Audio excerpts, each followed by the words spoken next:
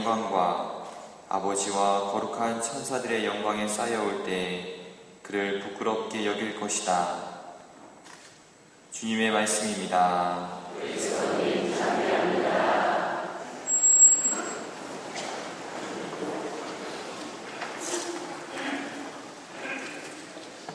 안녕하십니까? 네, 오늘은 성 김대건 안드레아 사제와 성 정화상 바오로 동료 순교자들 대축일입니다.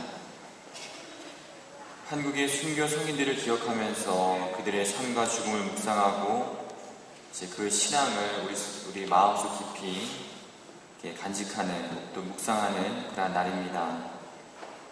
현재 한국의 순교 성인들은 현재 103위의 이제 성인들이 계십니다. 사실 신앙을 위해서 생명을 바친 순교자들은 약 1만여 명이 넘습니다. 하지만 그들의 삶과 증언에 대한 자료들이 충분하지 못하기 때문에 거의 대부분이 잘 알려지지 않았고 이제 무명의 순교자로서 이렇게 남아 있습니다. 그래서 한국교회는 지금까지도 그러한 순교 선조들의 삶을 찾아서 시복시성을 위해서 많은 기도와 노력을 하고 있는 것입니다. 우리나라 같은 경우에는 이제 전 세계에서 유례없이 우리 스스로 이제 신앙을 갖게 된 나라죠. 그래서 이전 교황님이신 요한 바오로 2세께서도 우리나라를 방문하실 때 그 비행기에서 내리시자마자 우리나라 땅에 입을 맞추시면서 정말로 하느님의 특별한 은총을 받은 나라다 하고 이렇게 축복을 해주셨습니다. 전 세계 다른 나라 같은 경우에는 이제 천주교를 믿게 된 것이 어떠한 선교사를 통해서 이루어지는데 유일하게 우리나라만 우리 스스로 그 중국에서 들어온 서학서 또 천주교에 대한 교리서를 읽고 공부해서 이제 그 진리를 깨우치게 되었고 그래서 우리 자체적으로 공동체가 생겨나게 된 것입니다. 더 나아가서는 우리가 스스로 깨우친 그 진리를 위해서 제 목숨을 바치기까지 이르게 된 것이죠. 그래서 전 세계의 모든 가톨릭 교회가 이제 굉장히 크게 놀라게 됩니다. 우리 이러한 모습을 보았을 때 우리 한국 교회의 자랑스러운 그런 역사로 바라볼 수가 있을 것입니다. 약 한 100년에 걸친 박해 시기 동안 1만 명이 넘는 우리 조상들이 하느님께 대한 신앙으로 자신의 생명을 바쳤습니다.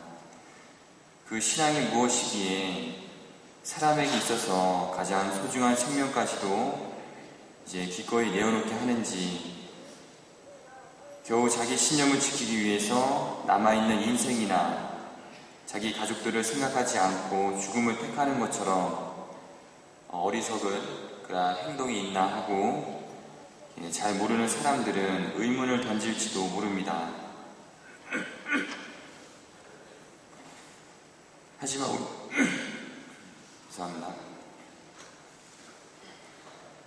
하지만 오늘 이제 우리는 1독서와 또 2독서의 말씀을 통해서 이제 그 대답을 찾을 수가 있을 것입니다. 오늘 1독서에서는 의인들의 영혼은 하느님의 손안에 있어서 어떠한 고통도 겪지 않을 것이다. 어리석은 사람들의 눈에는 의인들이 죽은 것처럼 보이고 그들의 말로가 고난으로 생각되며 우리에게서 떠나는 것이 그러한 파멸처럼 여겨지지만 그들은 평화를 누리고 있다. 하느님의 은총과 자비가 그들에게 주어지고 하느님께서는 그들을 돌보시기 때문이다라고 이렇게 대답을 해주고 있습니다. 그리고 이 독서에서 바오로 사도는 하느님께 대한 사랑이 이 세상 그 어떤 것이 우리와 주님의 사랑을 갈라놓을 수가 있겠습니까? 어떠한 박해와 칼도 또 굶주림과 역경도 우리를 그 주님의 사랑에서 갈라놓을 수 없습니다라고 대답을 해주고 있습니다. 아마 자신의 교회 역사에서 내려오는 동안 자신의 생명을 바쳐 그 하나님께 대한 진리와 또 의로움을 지원했던 순교자들의 마음이 아닌가 묵상해 봅니다. 우리 성당에서 9월 순교자 성호를 맞이해서 함께 필사를 해보았던 정화상 바오로의 상제 상서가 있습니다. 마당에 들어오시면서 필사하신 분들 그 전시를 해놓은 것을 아마 보실 수 있을 것입니다. 상제 상서의 내용을 보면 보다 그 당시의 상황과 우리 선조들이 지키고자 했던 그 생생한 신앙과 믿음이 아주 잘 드러나고 있음을 발견하게 됩니다. 그 정화상 바오로가 그 박해시기에 그 당시 임금에게 올리는 글이죠. 그는 처음에 글을 시작하면서 우리가 믿는 유교에서는 현재 조선이 믿고 있는 유교에서는 어떠한 의리가 있을 때, 진리가 있을 때 그것이 합당한지 안 한지 살펴본 다음에야 그것을 금할 것인지 정해야 한다고 하는데, 어째서 유교를 믿는 나라에서 천주교의 이치와 가르침에 대해서 또 그 교리와 연원에 대해서 조사하거나 살피는 사람이 한 사람도 없이 어떻게 이렇게 인명을 크게 해칠 수가 있습니까? 라고 임금께 질문을 던지면서 글을 시작하게 됩니다. 그러면서 천주교의 진리가 들뜬 것이 아니라 굉장히 깊은 그 깨달음이 담겨져 있음을 호교적인 입장에서 설명을 하고 있는 것이죠. 처음에는 하느님이 어떤 분이신지, 우리가 하느님을 어떻게 알 수 있는지, 또 우리가 그 하느님을 왜 섬기고 hun숭해야 하는지 잘 안내를 해주고 있습니다. 그러면서 우리 안에는 하느님께서 창조하신 영원히 죽지 않는 생명이 있는데, 그래서 이 세상에서의 삶과 죽음은 잠시 뒤에, 잠시 시간이 지나면 끝마치게 되지만 저 세상에서의 삶은 이제 영원한 그 무엇이 있습니다 라고 이야기를 하고 있죠.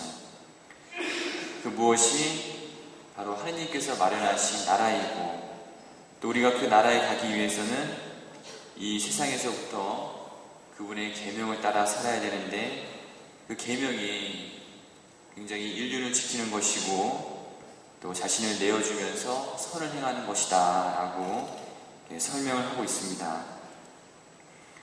그래서 우리에게 이 세상에서의 축복과 또 저 세상에서의 축복을 마련해 주시는 하느님을 절대로 배반할 수가 없다는 것이죠. 그래서 그러한 정화상 바오로 성인의 그러한 글 중에 한 가지 이제 구절을 이렇게 나누어 보면 다음과 같습니다.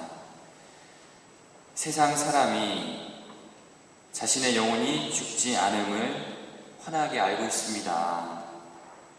그러한 영혼이 어느 곳에 있고 또 어디로 가는 줄을 모르니 어찌 슬프지 않겠습니까? 이와 같이 이미 영원한 상과 영원한 벌이 있은즉 세상의 일이 헛된 환상임을 알 수가 있습니다. 사람의 수명이 길어도 100년을 넘지 못하는데도 자기 이익만을 추구하는 것이 현실이니 사리사욕에 빠져서 아직 얻지 못하는 것을 얻으려고 걱정하고 이미 얻은 것을 잃을까 걱정하다가 그렇게 살다가 늙음이 닥쳐오는 것을 모르고 있습니다. 이 몸이 한 번 죽으면 재산과 지위와 공로와 명예가 필경에는 헛된 것이 되고 맙니다. 하물며 그러한 재산, 지위, 공로, 명예를 일평생 구하여도 얻지 못하는 사람조차도 그 티끌 같은 꿈을 깨기가 어찌 그리 어렵습니까? 이 세상의 행복은 어그러져 온전하지 못하며 하늘의 행복은 온전하여 어그러짐이 없습니다. 이 세상의 행복은 잠시뿐이고 영원하지 못하지만 하늘의 행복은 영원하여 잠시뿐인 것이 아닙니다. 어그러지고 잠시뿐인 이 세상의 행복을 구하기보다는 온전하고 영원한 하늘의 행복을 구해야 되지 않겠습니까? 라고 이야기를 하고 있죠.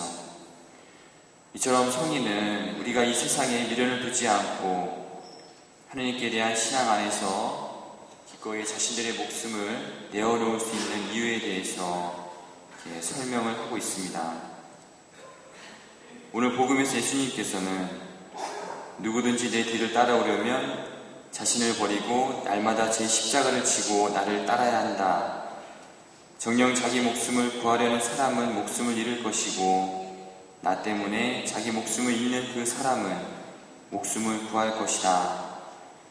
사람이 온 세상을 얻고도 자기 자신을 잃으면 무슨 소용이 있겠느냐 하고 우리에게 말씀하십니다. 우리가 잠시 이 세상을 살아가면서 깨달아야 되는 그 참된 진리가 무엇인지 깊이 이렇게 말씀해 주시고 계시는 것입니다.